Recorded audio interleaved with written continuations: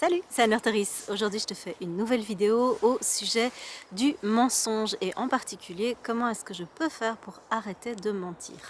Je te fais cette vidéo parce qu'une personne est venue vers moi en me disant, bah voilà, je suis hyper embêtée alors, je, je mens systématiquement à ma femme et voilà, quand je veux sortir avec des amis, quand je veux sortir avec des collègues, juste pour aller boire un verre, je ne peux pas m'empêcher de lui dire que je vais au bureau et en fait, je ne vais pas seulement au bureau, je vais surtout boire un verre avec mes collègues derrière.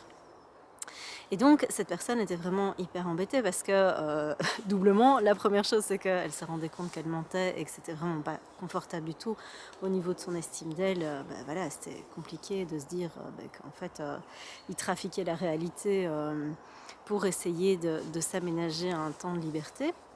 Et l'autre truc, c'est que, comme tu t'en doutes, au bout d'un moment, ça finit par se savoir et donc sa femme lui tombait dessus et donc ça crée des gros conflits au niveau du couple et c'était vraiment pas confortable. Et donc, la question qui se posait, c'était comment est-ce que je peux faire pour sortir de là, parce que je me rends bien compte que lorsque je mens, je le fais par confort, je le fais quelque part par facilité et j'arrive pas, j'ose pas dire la réalité parce que ça me paraît trop compliqué, ça me paraît trop confrontant et j'ai peur du conflit quelque part. Et donc tu vois que dans cette situation, quand la personne est en train d'être là-dedans, euh, euh, quand la personne est là-dedans, en fait, elle est empêtrée dans un schéma répétitif, un schéma qui est pas complètement conscient et un schéma qui est surtout ultra automatique. Et donc ce schéma, quand tu t'aperçois qu'il y a du mensonge dans ta vie, que ce soit envers les autres, que ce soit des autres envers toi ou de toi envers toi-même, et souvent les trois vont ensemble, eh bien, quelque part, tu peux te dire qu'il y a des chances que ce soit la blessure de trahison qui apparaisse. Alors, cette blessure-là, dans le cas où tu es dans le mensonge de toi par rapport à d'autres, qu'est-ce que tu peux faire concrètement si tu t'aperçois que tu n'arrives pas à dire la vérité quand il faut que tu la dises? Simplement, la toute première étape, c'est de prendre conscience au moment où tu vas t'apprêter à dire une réalité autre que celle qui est vraiment, mais prends-en conscience. Donc là, c'est pas une étape où tu en prends conscience pour dire la vérité. Non, non, tu réalises qu'au moment où tu es en train de le faire, tu es en train de mentir en fait.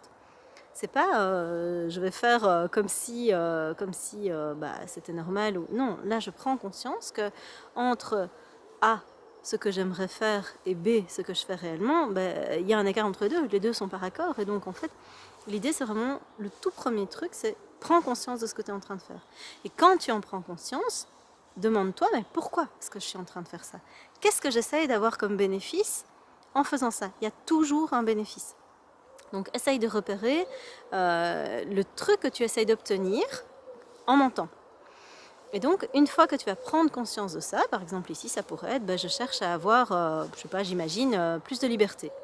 Ok, mais le deuxième point, c'est si tu as identifié ce que tu cherchais à obtenir, essaye de trouver un chemin plus direct. Donc il y a moyen d'éviter de mentir, mais de gagner de la liberté. Alors on est bien d'accord que ça va te demander de sortir de ta zone de confort, ça va te demander d'oser quelque part assumer tes responsabilités, assumer tes choix et pouvoir faire face au fait que l'autre en face ne soit pas d'accord avec ça. Ça va te demander de pouvoir être honnête avec toi et honnête avec l'autre.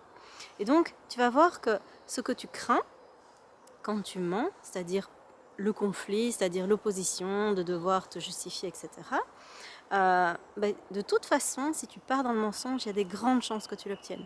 Et si c'est pas avec quelqu'un d'extérieur, ça va être par rapport à toi-même, parce que tu vas rentrer en conflit avec toi, tu vas te dire, quelque part, moi je suis pas capable de pouvoir dire les choses, je suis obligée de masquer les choses pour pouvoir m'offrir ce que je souhaite, c'est-à-dire la liberté ici.